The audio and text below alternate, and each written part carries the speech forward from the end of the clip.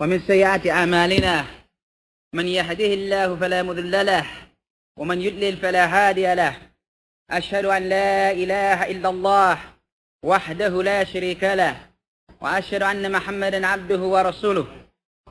أما بعد، فإن أصدق حديث كلام الله وخير الهدى وخير الحدي هدي محمد صلى الله عليه وسلم وشر الأمور محدثاتها وكل محدثة بدعة وكل بدعة ضلالة وكل ضلالة في النار. بإذن الله تعالى, this will be our first lecture on this day, the day of Khamis, Yawm al-Khamis, which is Thursday, Laylatul Jama'ah, which is the night of Friday, the 7th of Rajab, which is in accordance with the 4th of September, 1424 after Hijrah, which is in accordance with 2003. We study the monumental work, Aqidah al Wasitiyyah, the explanation of the Aqidah of al-Wasit, the Aqidah al Wasitiyyah. It is the original work is done by al-Islam Ibn Taymiyyah rahimahullah, who we will mention some of his life, because it's important that we know when we study these books who are the original mu'allif, original scholar of the work, and who are the ones who do the shuruh, sharih, the ones who do the shuruh, who do the explanation of those books. In this respect, this Shaykh al-Islam Ibn Taymiyyah rahimahullah, who wrote the original work at a request that was given to him or asked of him by a qadi, a Muslim judge from the city of Wasit, came complaining about the deviation that the people had in the area of Aqidah, and particularly the area of belief in the names and qualities of Allah, Asma' Allah wa Sifatih. And therefore he responded, after telling him he wouldn't write it, saying that al-Aqidah, the belief, is not taken from me or from this one or from that one, but rather it is taken from the book of Allah Ta'ala and from the Sunnah of the Messenger Sallallahu Alaihi Wasallam, and from that which has been relayed as its ma'ani or its meanings from the Salaf al-Salih. So they say anyone can get that from any source, and the man persisted that Ibn Taymiyyah rahimahullah write it down for him. So Ibn Taymiyyah rahimahullah wrote it down for him. The explainer of this work is none other than the great Allama, Faqih, Usuli, Muhaddith, Sheikh Muhammad bin Salih al-Uthaymeen rahimahullah. And he explains it in a work which sometimes you can find it 3 volumes or 4 volumes, and I have it down in 1 volume. And he explains, as is his habit to explain, in a very nice, concise, long, in places that he has to go long or detailed, in places where he has to get detailed, short and concise where that is needed, in a fashion which most people are used to if they're used to reading the books of Muhammad bin Salih al-Uthaymeen. If they know something of his works, then they know that the works of Abu Abdullah, Muhammad bin Salih al-Uthaymeen, are in this way. He concentrates on the lugha, the Arabic language, and then he goes on from there. Nevertheless, since it is such that we are studying these works, this particular work in particular, we want to mention something of the life of the original author and the life of the explainer. These biographies that we'll be reading is similar to the biography we read regarding Hafiz al-Hakami, rahimahullah, the book we never really got too much from, got a chance to go through too much. But nevertheless, his biography, the biographies are to be found on fatawaonline.com. So there's no secret, there's no hidden, there's no type of special type situation. Anyone can go get them and can read them for themselves. But we wanted for the record somewhat about his life upon tape. So inshallah ta'ala, bi tawfiq min Allah, we start with Shaykh al-Islam Ibn Taymiyyah, because he's the original author. We should know something about him. And for the most part, I believe that none of us, or very few of us, I shouldn't say none of us, very few of us have studied a work such as this in Aqidah, to the degree where we study it, paragraph by paragraph, or word by word, if you will. and go all the way through it to the end of it. And so therefore we come knowing the Aqidah, inshallah, knowing the correct belief. Most of us, for the most part, probably have read the translation, which I said doesn't offer much and really needs a lot more work. The present translation of the book. It can be confusing at times, actually. And this is a hurt rather than a benefit. This is a harm rather than a benefit. So our brother just reading that and maybe hearing some of the explanations that have gone past, or brothers who tried to explain it or try to relate to its meanings in a general sense without going over some work from a well-grounded scholar who has rusukh, who's well-grounded in ilm. There's a difference, and you'll see the difference yourself. Like when we went through the work of Sheikh Zayd al-Madkhali regarding Usul al-Thalatha, and those who had read probably the work in English of Sheikh Muhammad ibn Salih al-Uthaymeen regarding Usul al-Thalatha, if they didn't really sit in the circles like that, or they just sort of read the book, they may have caught all of it, and they may have caught some of it, they may have caught a portion of it. So we'll see there's a fundamental difference between that and between learning the Aqidah from step one of that is presented in a particular book, learning the style of the mu'allaf, the method or the style of the scholar, learning the style of the explainer, the one who is explaining the particular book.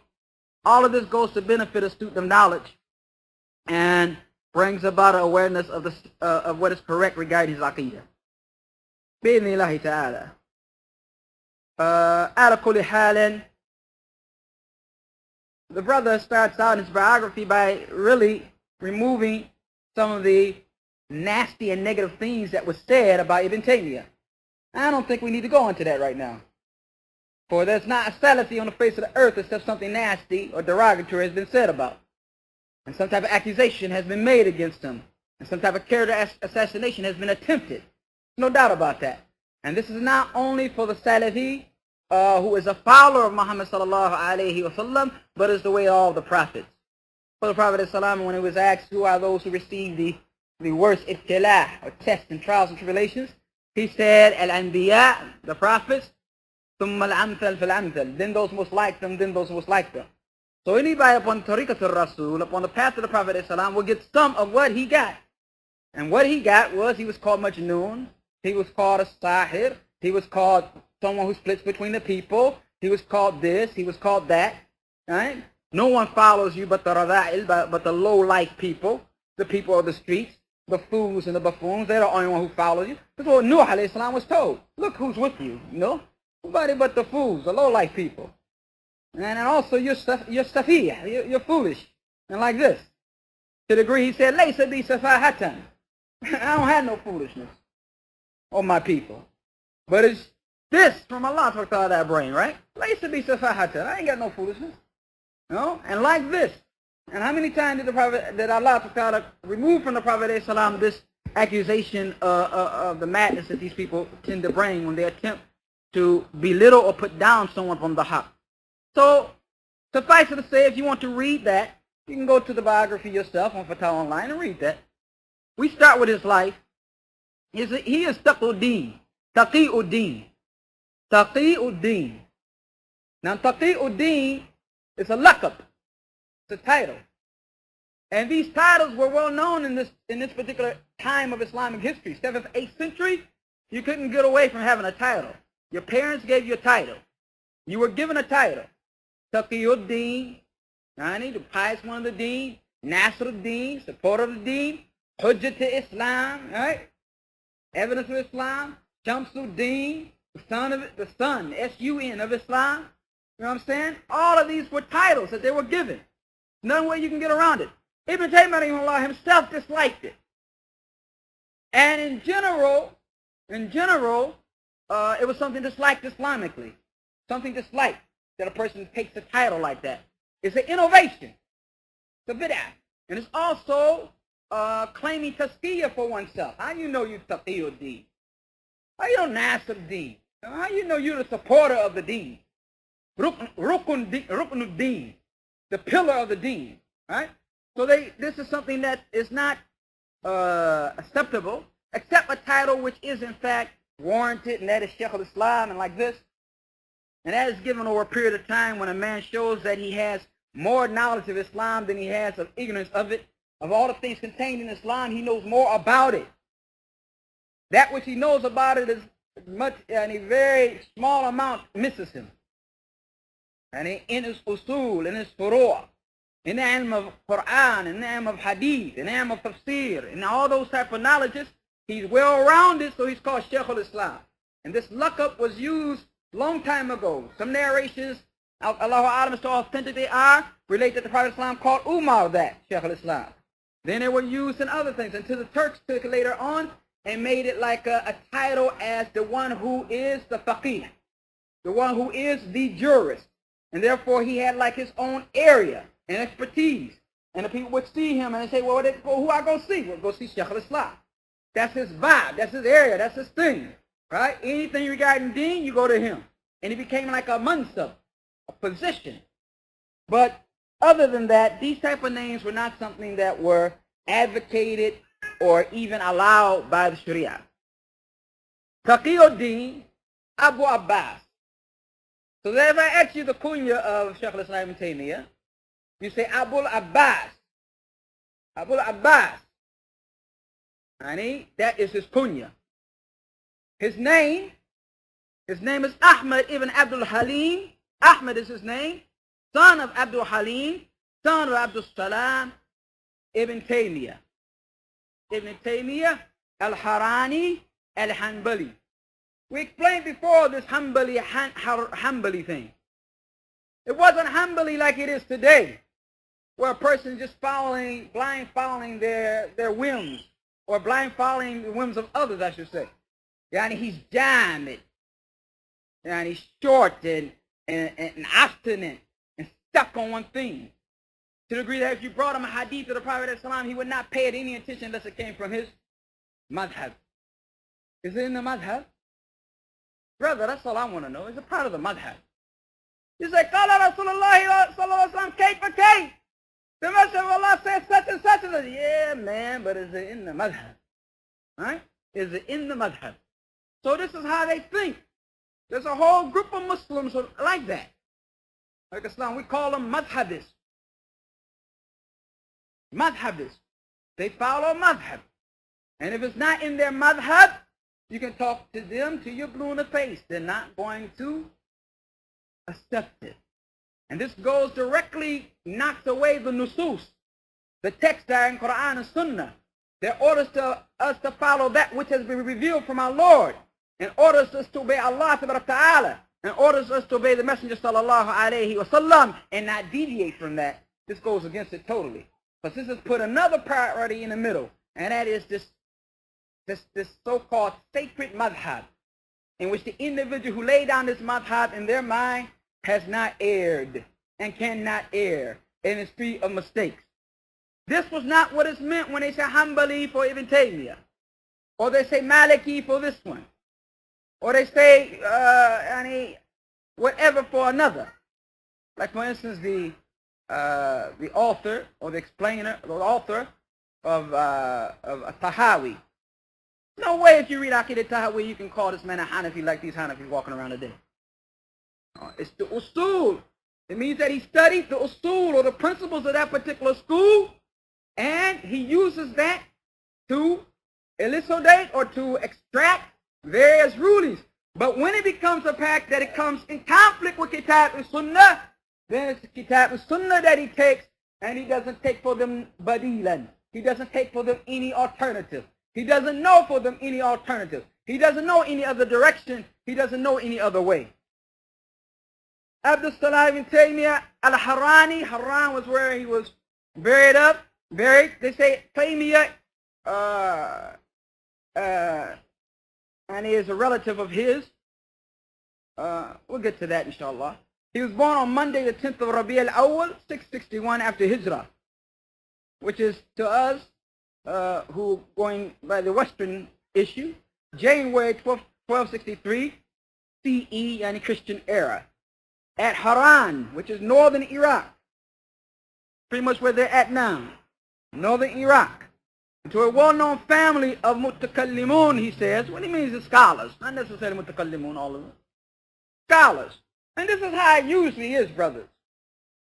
Honey, the apple doesn't fall too far from the proverbial tree. That when you see somebody like the likes of Ibn Taymiyyah, Shaykh al-Islam, Ibn Taymiyyah who gave da'wah, Ibn Taymiyyah who sacrificed, Ibn Taymiyyah who called, Ibn Taymiyyah who fought, Ibn Taymiyyah who did all of that he did for Islam, he didn't come out the blue. He came from good stock. He didn't come out the blue, he came from good stock. He came from good people. Look at most of the scholars, the likes of Muhammad ibn Wahhab, rahimahullah.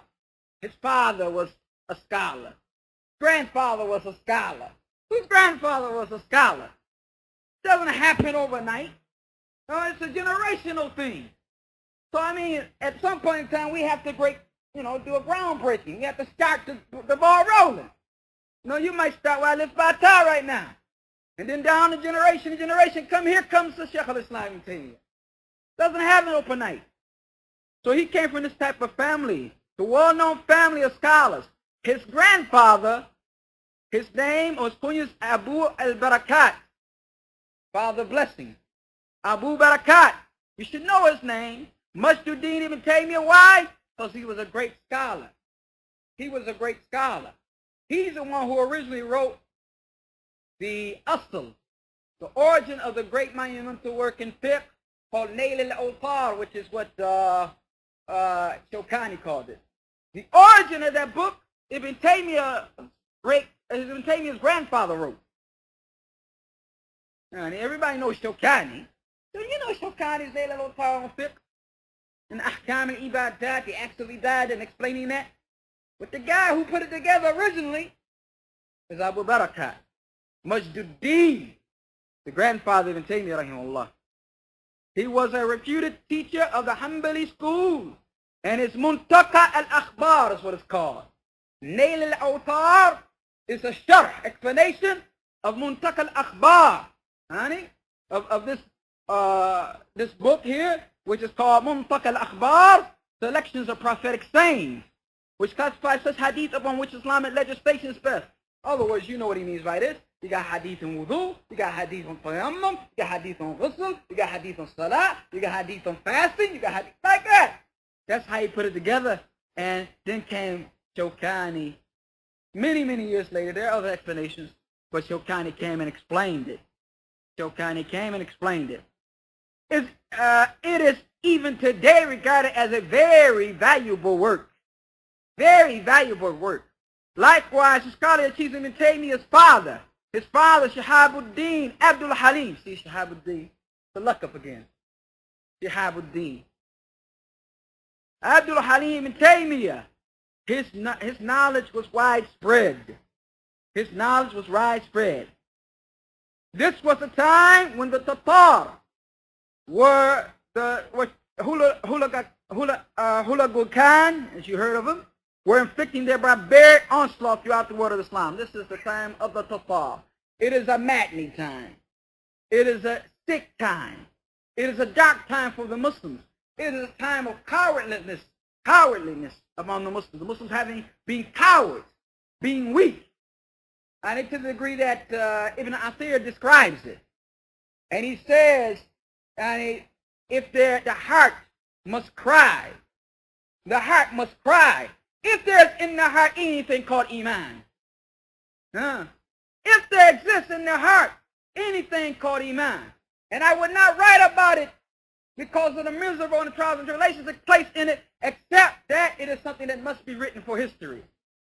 He talks about the Tatar taking Muslim women, cutting out their babies from their bodies, allowing their mothers to see them alive, and then letting the last thing that they see be that he's cutting the head off their baby in front of them. The Tatar. Yeah, Negroes went around here calling themselves Genghis Khan. The Tatar. He talked about them, the Muslims being in such a state of fear, that one of the Tatar men would come, set up a stone, say, lay your head here. I'm going to cut your head off. Wait a minute, I can't find nothing to cut your head off with. You just stay right there till I get back. And he stayed there. Don't move. No matter how long it took. until the Tatar went and got something and cut his head off. What amount of fear is this? That you don't even move to flinch your body.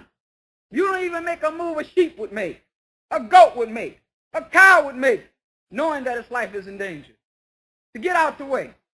You lay your neck there, waiting for your head to be removed from your bodies by the Tatar. And they killed millions of Muslims until they was almost like stacking their bodies up by their skulls, until almost like pyramids. Until the streets were bloody. They sacked Baghdad and threw all the great Islamic works into the ocean. Until it said that particular river that flowed there, whether it was the Tigris or whatever, that was made blue. It was made blue.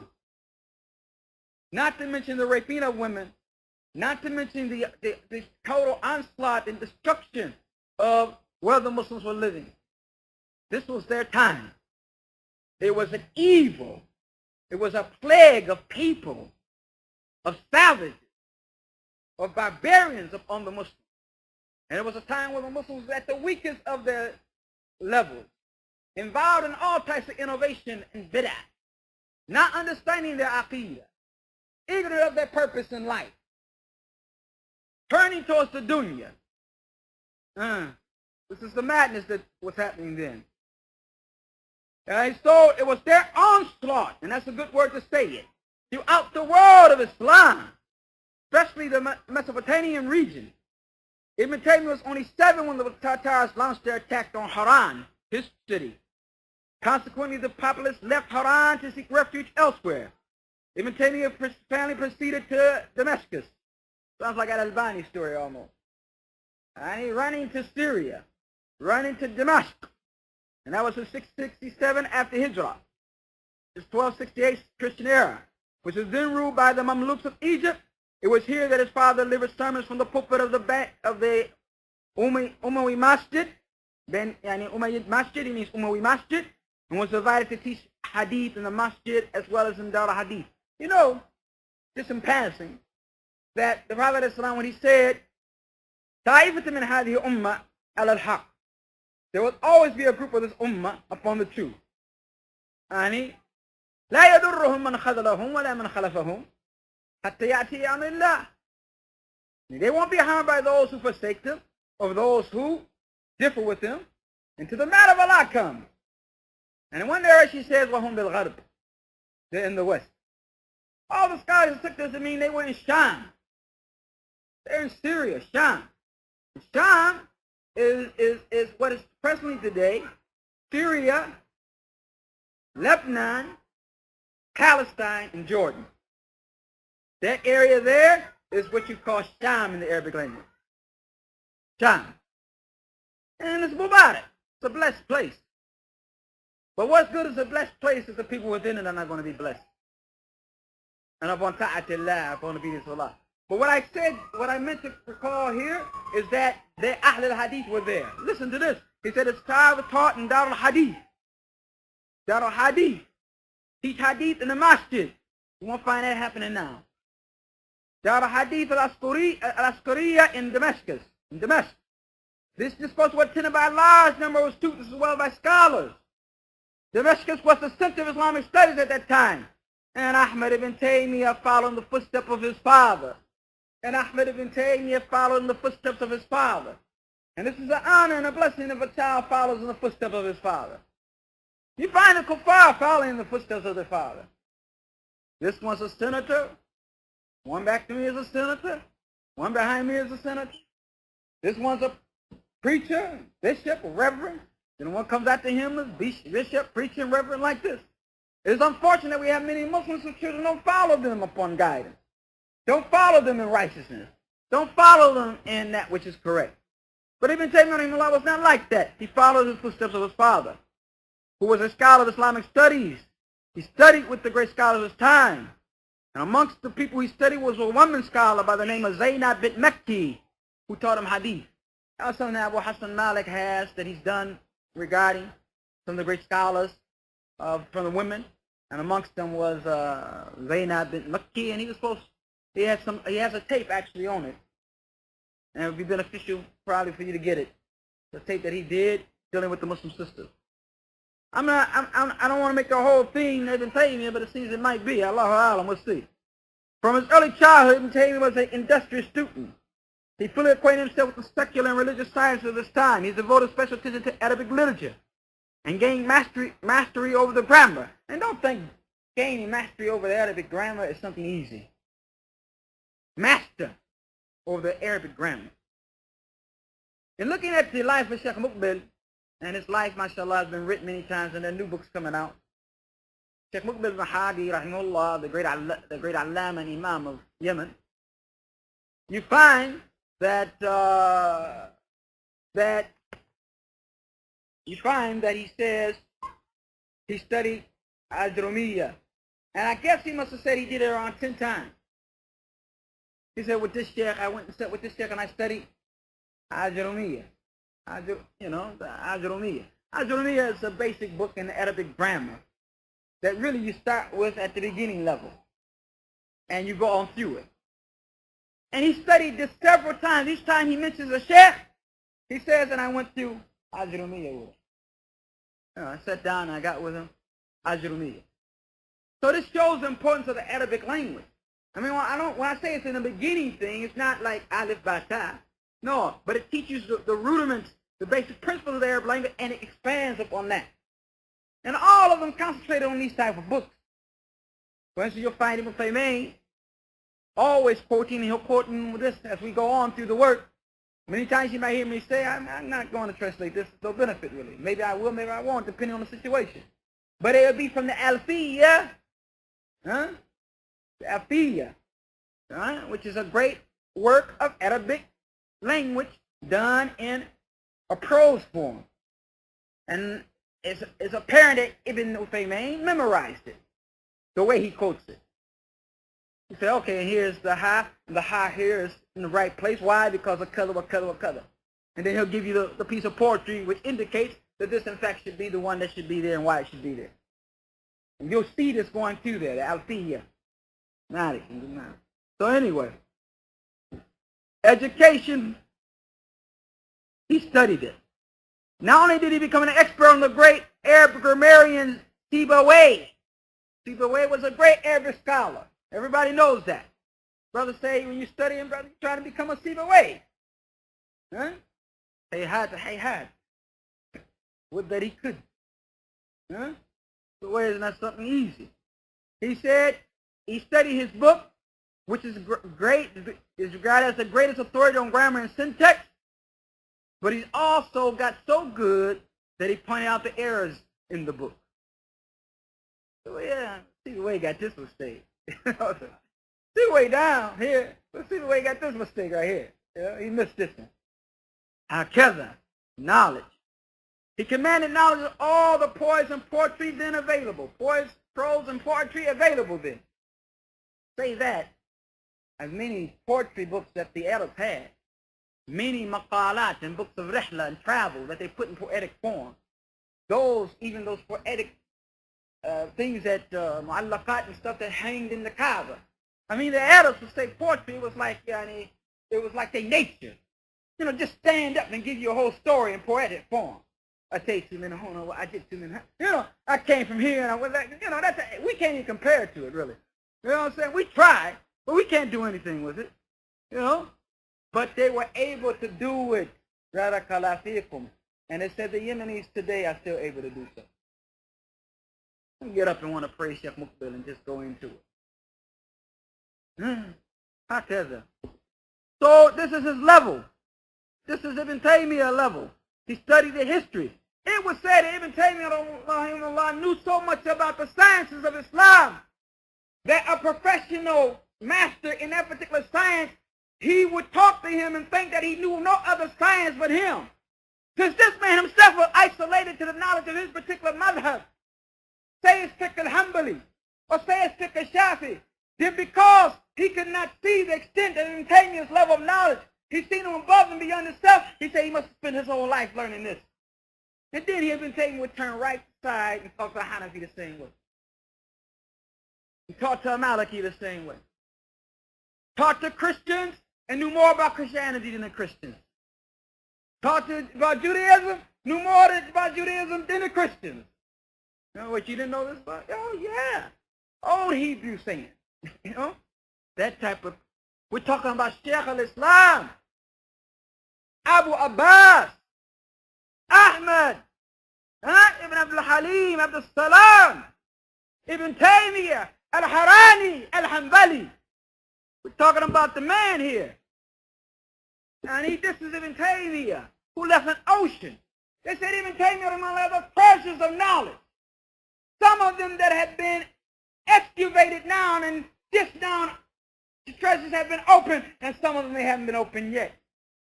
Ibn Taymiyyah, who in Princeton, and in Harvard, and in Oxford, and in all these great universities, they study things that he had written, and they do bahuth and research on them. We're talking about Ibn Taymiyyah, who we've been walking around and we slept on him, and the whole world knew he existed, and wondering where the world you've been when this man was discovered. Why haven't you discovered this individual? Oceans of knowledge. Ibn Taymiyyah rahimahullah took a seed and planted it, and Muhammad al-Wahhab rahimahullah pulled it up. And now Saudi exists by the grace of Allah. We're talking about someone calling to Tawheed and Sunnah, actually involved on a battlefield. Talking about Shaykh al-Islam Ibn Taymiyyah. We talked about the fear against the Tatar. To agree with some Muslim will put his head on something and wait for this kafir to come cut it off. And that's just too much. He might even be sharpening the knife right beside me. Okay, I'm about to get you. Wait a minute. Don't you move, right? Don't you flinch now. Kada. Ibn Taymiyyah rahimahullah heard about some Tatar drinking wine. Drinking wine. Not like some of us. Aqidah, that's his business, man. Everything his business except what ain't our business. Huh? Everything is business, but what ain't our business? Only time we know Husn Islam the best Islamic person is leaving on that which is concerned when it comes to something haram that we want to cover up. You know, we won't put that. But anything else of the brother's business is, you know, it's just out there. Ibn Taymiyyah, Allah went to them and talked to them. He said, Ittaqillah. What are you doing? He's not talking to him about the wine and the drinking.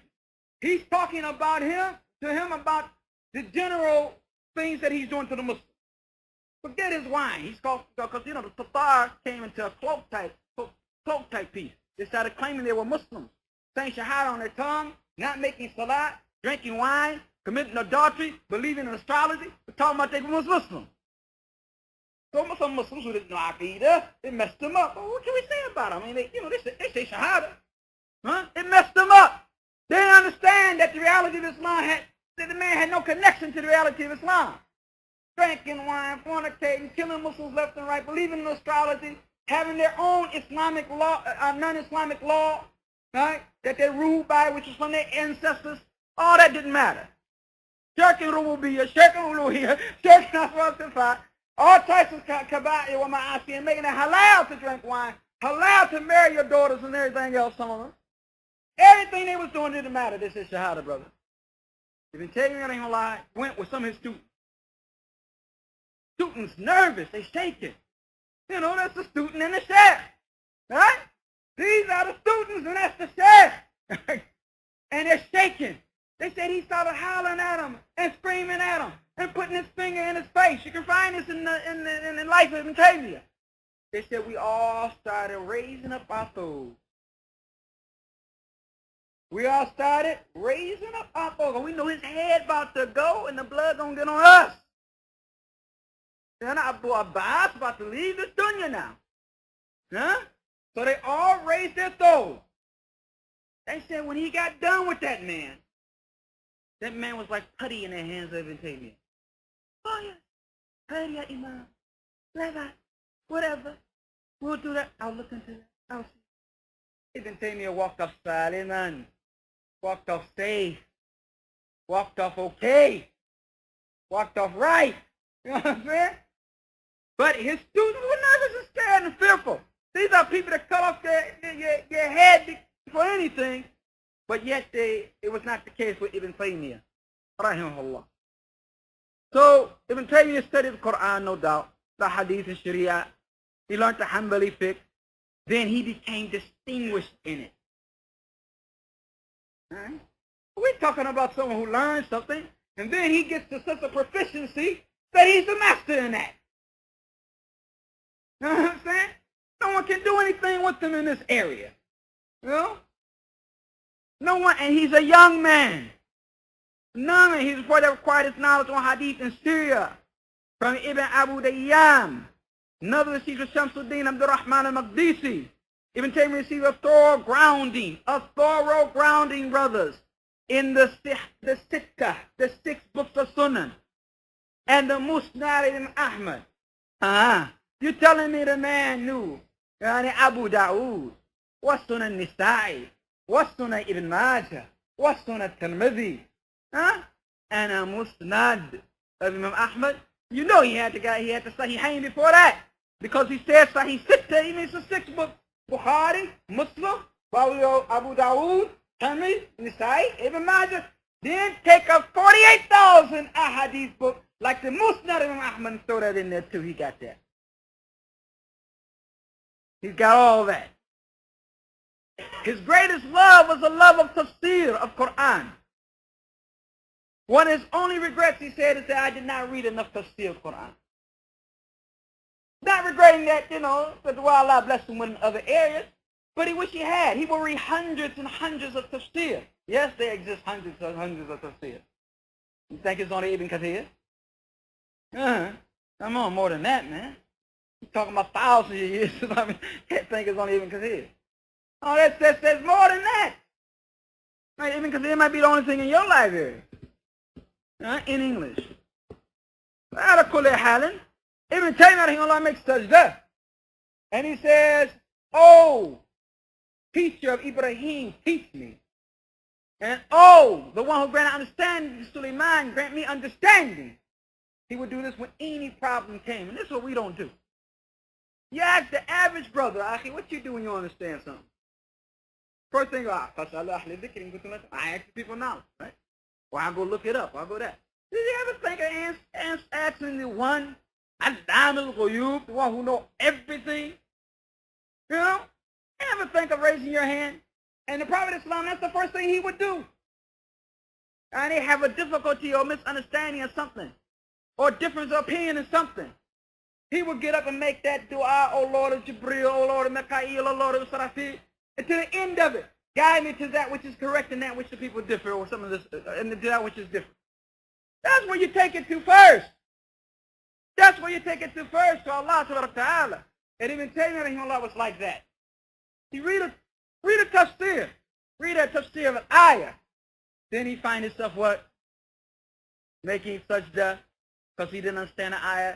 Crying, he would say, begging Allah Ta'ala with all my heart. Oh Allah, the teacher of Ibrahim, teach me.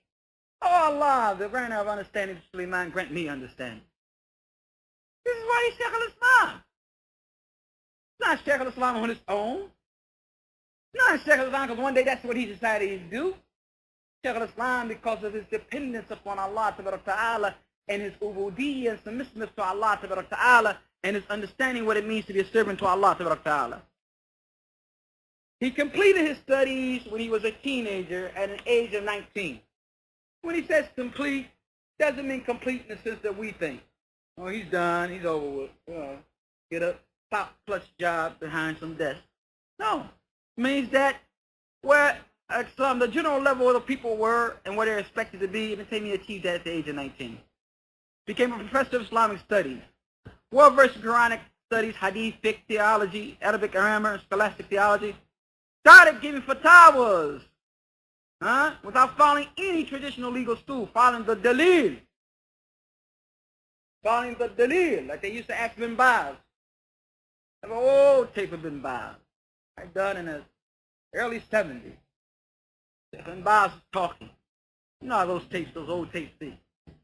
And he says that, about the madahib, about this. Somebody said, Ya Sheikh, what madhab do you follow? He said, madhabi dalil. Madhabi dalil. And that's my madhab. A dalil. The proof. That's the madhab. So this is what Ibn Taymiyyah was on. He defended the ahadith.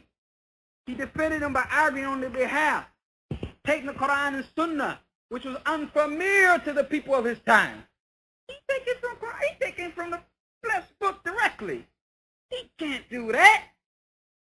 That was their mentality. That you read Qur'an for barakah, read hadith for barakah, but it's istinbat, to actually extract knowledge and ilm and deen from it? No. Well, even Taymiyyah showed him something different. Showed him another way. Facts of, he had enemies among the so-called traditional scholars. Traditional scholars in this sense was Asha'ira. They were on the Aqidah of Abu Hassan al-Ash'ari. And you should be aware of the Aqidah of Abu Hassan al-Ash'ari, that which is ascribed to Abu Hassan al-Ash'ari, even though Abu Hassan al-Ash'ari left it. Beware of the Aqidah, because when we go through this book, you will find that he will refute some of their beliefs. And there's no need in refuting a particular school or particular thought or particular idea, right, that an individual has if you don't know something about the history of that group. Abu Hassan al-Ash'ari, everybody knows him probably in this masjid for one thing. Took off a abaya and said, I was done with the madness I was on. Well, there was a starting point with him, and there's some other things to him much more than that. Abu Hassan al-Ash'ari. And he was raised in a house, into another biography. He was raised in a house of al-Jubba'i, which was a Mu'tazili, his stepfather. Stepfather was the head of the Mu'tazila. Now just to say, the Mu'tazila are those who deny all the names and qualities of Allah, but they sugarcoat it by saying, I'll say Allah is hearing, but he can't hear. I'll say he's all seeing, but he can't see. I'll say that he's this, but he's not that. They play what? Games. They play what? Games. And this is what the Mu'tazila are up on. Well, you can imagine if this man is a scholar in this matter, how he might have influenced Abu Hassan al-Ash'ari coming up. Then at some point in time, Abu Hassan al-Ash'ari got away from him. And he studied with a man named Abu Sa'id al-Kullab. Abu Sa'id al-Kullab. They were the present-day Ash'ari of today. They have 7 qualities that they approve for Allah. And he said, rather than denying all qualities, approving 7 is better than denying all. Isn't it? To approve 7 qualities, no doubt, then rather than denying all. Because those who deny all the qualities of Allah, you better get used to this type of kalam, because most of the Aqidah al Wasitiyyah is like this. Got to get used to this type of speech, type of way of talking. Got to become your habit, your second nature while you're studying this book. And the point of the issue is that, as this fellow has stated, al-Mu'attila, the one who denies the qualities of Allah, he worships Adam. He worships nothing. So that without attributes of quality is nothing, brother. Well, al-Mushabbiha, those who ascribe to Allah similarity, say Allah is like this and that, they worship sanam. They worship idols. Something that they have made up, right? Nevertheless, he went through that level and said, I'll better to be with those who approve 7 than those who reject all. Then he ran into the Sheikh, what's his name? I'm going to remember all the Muqtadi'ah. Now I'm coming to Salafi. Al-Zakaria, Sa'di al-Zakaria, one of the great students of Ahmad ibn Hanbal, Imam of Ahl al-Sunnah. And he set him right. He set him on the right course regarding how you believe in Allah Ta'ala and his names and qualities. At that point, Abu Hassan al-Ash'ari wrote 2 of his monumental works, Maqalat al-Islamiyyah, the statements of the Islamists, and al-Ibana, which is the correct Aqidah of Ahl al-Sunnah. And they, except for some few mistakes that they say he couldn't get away from. Because once you raised on something, or you grow on something, or you down with something, hard for you to get away from it. You have to be out your mind to think that you're going to get away from some of that madness overnight. Might take a while to get out your blood, not your system. Honey, he was a great scholar and he couldn't do it. To the degree that he said he still had some of that with him. He couldn't drop it all. But Allah Ta'ala calls the account for that which we are able, not for that which we are able. And Allah Ta'ala is Ghafur Rahim. He's forgiving and merciful. And Allah Ta'ala latifun, gentle with his servant. Bil-ibadihi, with his servant. So nevertheless, al-Ibana, by the way, was translated here in 1923 or 25. By Orientalist Kafir, translating the correct Aqidah. And most of those who in that time, in the 1920s, was talking about the Muslims didn't even know proper Islam. Here Orientalists translating the book on correct Aqidah. By Abu Hassan Ash'ari. So, the Ash'aris are present, brothers. The Ash'aris are over every major Islamic institution nowadays. Give me a Shaykh al-Islam ibn Taymiyyah. And he's talking, and what he's pushing, and what he's calling to is different than what they're on. They had to reject it. They had to find fault with him. They had to go to the rulers and complain about him. Ibn Taymiyyah rahimahullah was thrown in prison many times. Yeah, Ibn Taymiyyah did time, man. He did a bit. Ibn Taymiyyah did a bit, man. Why? Calling to the correct Aqidah. Calling to the correct Aqidah. The world are different for what he did time for and what others have. He called to Aqidah, to the correct Aqidah, to the correct minhaj. They tried all types of matters. Ibn Taymiyyah rahimahullah was jailed. And one of them who falsely accused me for that was Ibn Battuta. Ibn Battuta, his book's been translated too by Orientalists. His book, The Travels of Ibn Battuta. You can go down to Doubleday or Barnes and Noble, and you can find it. Ibn Battuta, The Travels. And you'll find this thing he lies about regarding Ibn Taymiyyah in it. And that is, he said, I was in the masjid in Damascus, and I see Ibn Taymiyyah on the minbar saying Allah Ta'ala descends from the throne, just like I'm walking down these steps like here. Kazzab! Wallahi kazzab! Lying upon Ibn Taymiyyah. Lying upon Ibn Taymiyyah. And at the time that Ibn Battuta visited Damascus, it's historically found that he did not, Ibn Taymiyyah was not even there, he was in prison. Man was locked up somewhere else, and you're making this claim against him. When he visited Damascus, why Ibn Taymiyyah was in jail. But just not make Ibn Battuta leave off his lying, talking about he's seen him do this, saying every night Allah descends to the lower heaven like my descent, and he came down and pooped step by step. Huh? If we read the Aqidah of Ibn Taymiyyah, we understand that this man must have been mad. And then now we got the same problem we have when they ascribe things to Ibn Baz, and Ibn Baz we know said something else. Or they ascribe things to al-Albani, and al-Albani we know said something else. We got two al-Albanis, and we got two Ibn Bazes, and we must have two Ibn Taymiyyahs. When Ibn Taymiyyah lost his father at the age of 22, he became the teacher and succeeded him as al-Asqariyah. He began to teach a tafsir. And it says tafsir classes were full. Not like ours.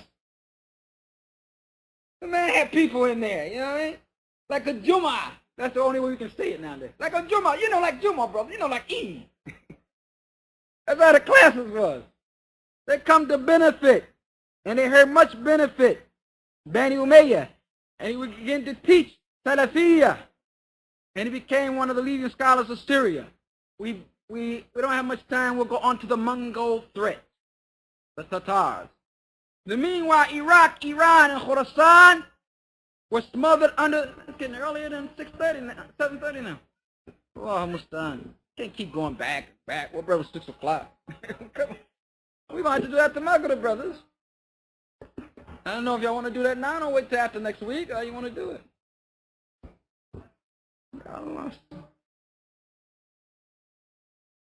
I attempted several times to capture Iraq, but failed each time. Who? The Mamluks. No, the Tatar. The Mamluks were ruling over Egypt and Syria and the Hijaz. It's important to learn Islamic history, brothers. I'm talking about Mamluks and Tatar. What, man? What is that? You know? Man, wait a minute. You know, talking about what? What are you talking about? Pancakes? Talking about? No, we got to be on the same page, right? Oh, almost done.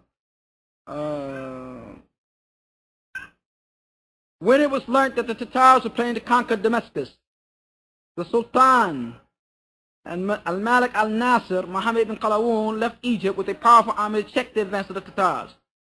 The two forces met in a bloody battle, but the Sultan was defeated and he returned to Egypt.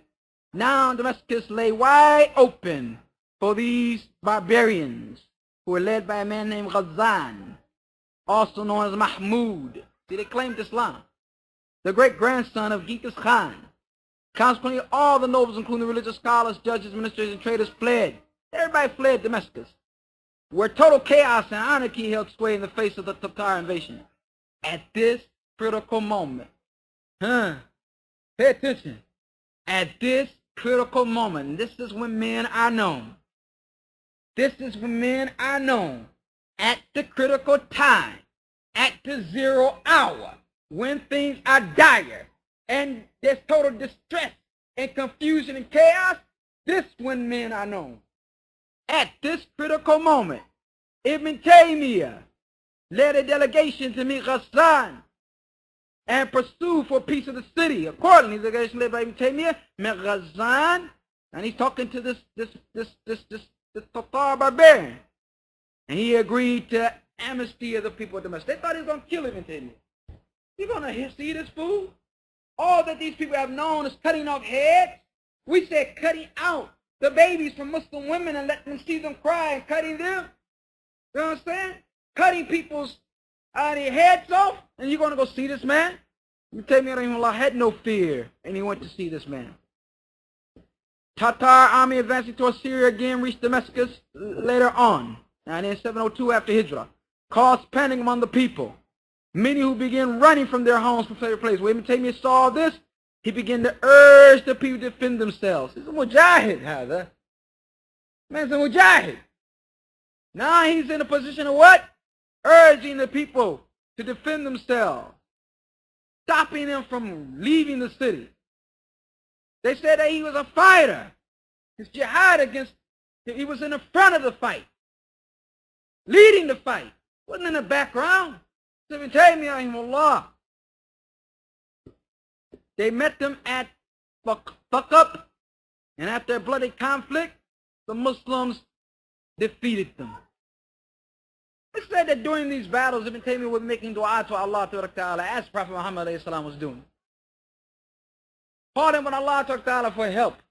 Calling upon Allah Ta'ala for support. And he would say, we're going to win. And the people would say, Inshallah. Inshallah. But he said to them, Inshallah tahqiqan la ta'liqan. Inshallah in reality, not inshallah like you just making a comment. You know the difference. Brother, you coming by to give me inshallah. That's ta'liqan. You know he ain't coming, right? From the way he said it, he ain't coming. You know, you finally, you get ready to go. What? I thought you said brother says that. He ain't coming. He said inshallah. Inshallah tahqiqan, in reality, actualizing that you mean that this thing is going to happen by the grace and will of Allah Ta'ala. Tahqiqan, he means here, actualizing the promise of Allah Ta'ala. Because despite whatever else can be said about the sins and the shortcomings of the Muslims, the promise of Allah Ta'ala is true. The promise of Allah Ta'ala is true, is real, his promise. And he subhanahu wa ta'ala fulfills his promise. And he subhanahu wa ta'ala fulfills his promises. His jihad against the heretics will be all day. The religious condition of the Muslims and how he dealt with them would be all day. Ibn Taymiyyah fought every mubtadi'. Every mubtadi' he followed. It wasn't one mubtadi' in the area that he was down against. There's one mubtadi' on one street, in one building. Huh?